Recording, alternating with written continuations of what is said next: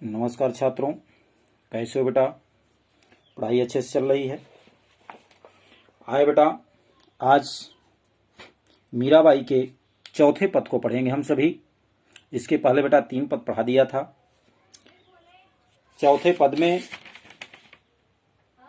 मीराबाई भगवान श्री कृष्ण के प्रति अपने प्रेम भाव का वर्णन करते हुए वर्णन किया है कि लिखा है कि क्या लिखा है, इस बात को आए अच्छे से पढ़ते हुए समझें। मैं तो सांवरे के रंग रांची, साज सिंगार बांधी पग घुंघरू, लोक लाज तजी नाची, गई कुमति लई साधु की संगति, भगत रूप भई साची। गाय गाय हरि के गुण निस दिन, काल ब्याल शुबाची, मैं तो सांवरे के रंग रांची, उन बिन सब जग खारो लागत, और बात सब काची।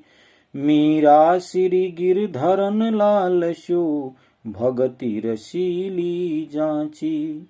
प्रस्तुत काव्यांश में महादेवी मीराबाई कहती हैं कि मैं तो सांवरे के रंग रांची, मैं तो सांवरे के रंग में रच गई। मैं किसके रंग में रची हूं? मीराबाई जी कहती हैं मैं तो सांवरे माने श्री कृष्ण के लिए आया बेटा। कहा मैं तो सांवरे के रंग रांची, रांची माने रच जाना, रची हुई। मैं तो श्री कृष्ण के रंग में रच गई हूं, और इतना रच गई हूं, साज श्रृंगार बांधी पग घुंघरू।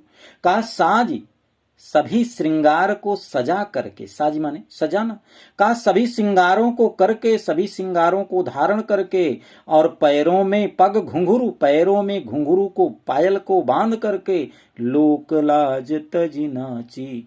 कहा लोक लज्जा, जो सांसारिक लज्जा थी, उसको छोड़ करके मैंने तो उसके प्रेम में नाची। मैं तो परमात्मा श्री कृष्ण के रंग में इस तरह से रच गई, इस तरह से उसके भाव में भक्तिमय हो गई कि मैं तो स्वयं अपने स्वरूप को ही भूल गई, और इस सांसारिक मर्यादा को छोड़ करके उस परमात्मा के प्रेम में मैं नित्य नित्य करती रही, उसके भाव में नित्य बहती रही।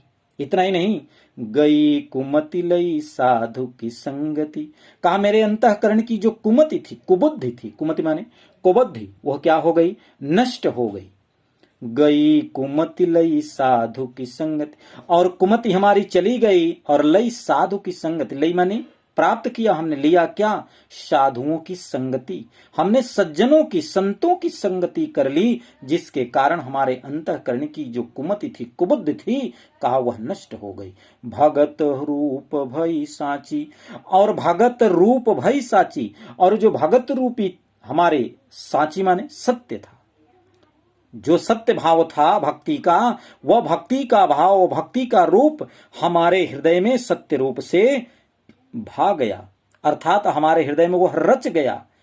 साची जो सत्य है, कहा वह सत्य का स्वरूप हमारे हृदय में समाहित हो गया। वह सत्य की भक्ति अर्थात परमात्मा की जो भक्ति थी, कहा वह भक्ति का जो रूप है वह हमारे हृदय में समाहित हो गया। और मैं क्या कर रही हूं? गाय गाय हरि के गुण निस दिन, और गा गा करके परमात्मा के गुणों को मैं प्रतिदिन प्रतिदिन परमात्मा के गुणों को मैं गा गा करके काल ब्याल सुबाची। कहा जो मृत्यु थी, कैसी? ब्याल, ब्याल माने सर्प। कहा काल रूपी जो सांप था, कहा उससे भी मैं बच गई, अर्थात मृत्यु रूपी जो सांप मुझे डसने के लिए तत्पर था, कहा उस मृत्यु से भी मैं बच गई। क्यों? क्योंकि परमात्मा के निरंतर गुणों का मैं गान करती रही, निस दिन उसके गुणों का वर्णन करती रही। और बेटा, जब भी मानव परमात्मा के शरण में चला जाता है तो वह इस संसार के सागर से पार हो जाता है।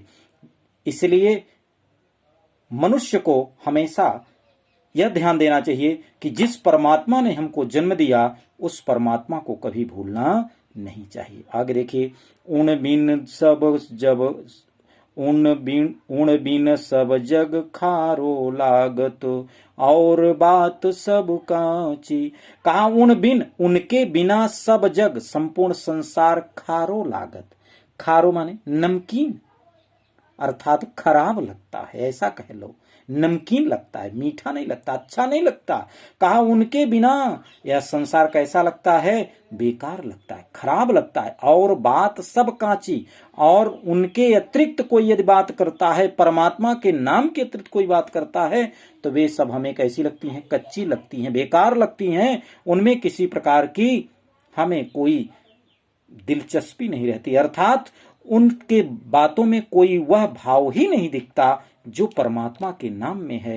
अन्य सभी वस्तुएं तो कैसी हैं, कहा वह तो सभी दुख से भरी हुई हैं। मीरा श्री गिरधरन लाल शो भगति रसीली सांची। मीरा जी कहती हैं कि श्री गिरधरन लाल सु, कहा गिर को धारण करने वाले जो पुत्र के समान स्वामी हमारे प्रभु श्री कृष्ण हैं, कहा मैं उनकी भगति रसीली जांची।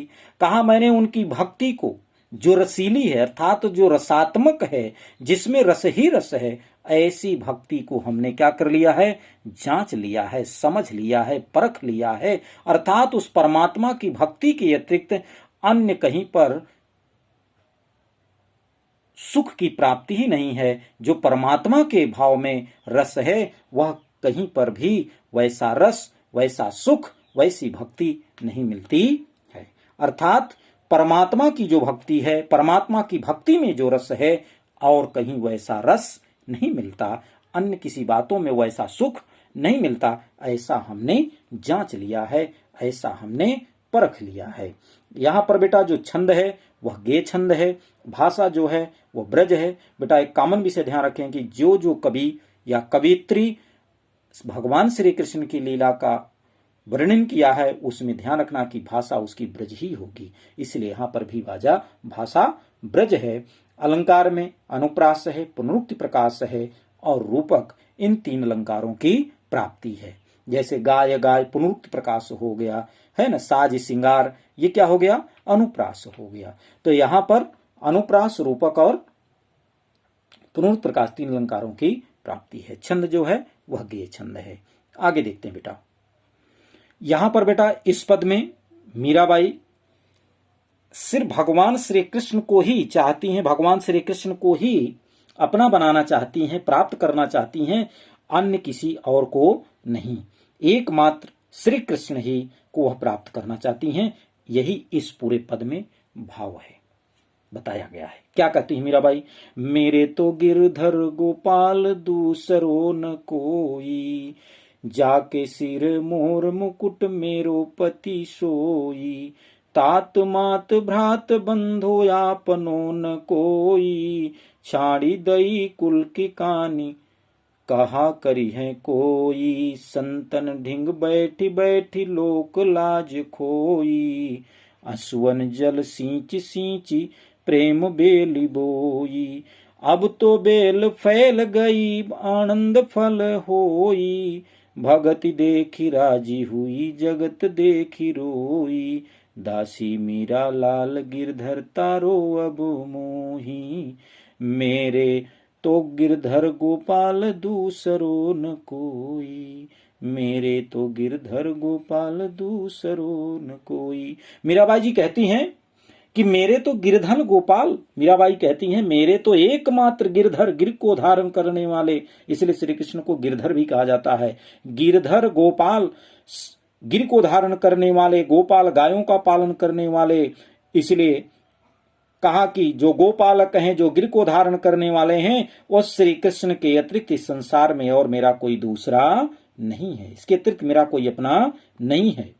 जाके सिर मोर मुकुट मेरो पति सोई, कहा जिनके सिर पर, मीराबाई कहती हैं कि जिनके सिर पर मोर पंख, मोर मुकुट माने मोर पंख का मुकुट हो, यानी मुकुट कैसा हो, उसमें मोर पंख लगा हो, कहा ऐसे मोर पंख वाले, मोर पंख को धारण करने वाले जो श्री कृष्ण हैं जो स्वामी हैं, जिनके सिर पर ऐसा मोरपंख युक्त मुकुट होगा, कहा वही हमारे स्वामी होंगे, वही हमारे पति होंगे। क्योंकि बेटा मीराबाई ने भगवान श्री कृष्ण को अपना पति, अपना भगवान, अपना स्वामी, अपना दास सब कुछ मान लिया था। माता पिता गुरु सब कुछ उन्होंने सिर्फ और सिर्फ भगवान श्री कृष्ण को माना और किसी को नहीं माना।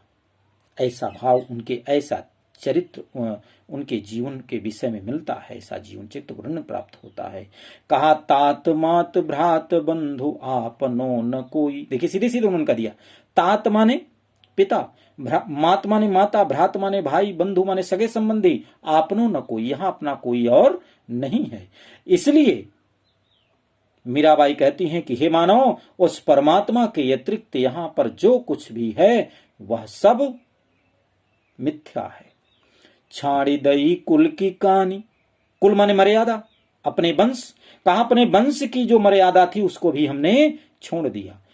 छाड़ी दई कुल की कहानी कहा करी है कोई, कहा कि अपने वंश की जो मर्यादा थी उस वंश की मर्यादा को भी हमने छोड़ दिया। ऐसा कौन करेगा? आगे कहा करी है कोई, ऐसा सब लोग कहां करते हैं। सांसारिक लोक लाज जो था उसको भी हमने छोड़ दिया। कहा कि कोई कुछ कहे, कहा करी है कोई, कोई जो कुछ भी करे या कहे, कहा कि मुझे उसकी चिंता नहीं है। उन्होंने कहा इस संसार में न तो पिता है, न माता है, न भाई है, न सगे संबंधी, अपना यहां पर कोई भी नहीं, सब स्वार्थ के हैं, ऐसा वह कहती हैं। और इसलिए मैं इन सबका भी परित्याग कर दिया और अपने वंश की जो मर्यादा थी उसका भी परित्याग कर दिया। कहा करी है कोई, कहा कोई कुछ भी कहे, मैंने तो अपने कुल की मर्यादा को भी छोड़ दिया। सत्संगति हमने कैसी कर ली? संतों की कर ली। आगे उन्होंने कहा संतन ढिंग बैठी बैठी लोक लाज खोई। संतन, संतों के साथ बैठ करके, क्यों? क्योंकि संतों को ही उस परमात्मा का वास्तविक ज्ञान है। तो संतन ढिंग बैठी बैठ, संतों के साथ बैठ बैठ करके, ढिंग माने पास, का संतों के पास बैठ बैठ करके लोक लाज खोई। जो एक लोक मर्यादा थी, सांसारिक जो मर्यादा थी उसको भी मैंने छोड़ दिया, उसका भी हमने कोई महत्व नहीं दिया। लोक लाज खोई, उसका भी महत्व हमने नहीं दिया।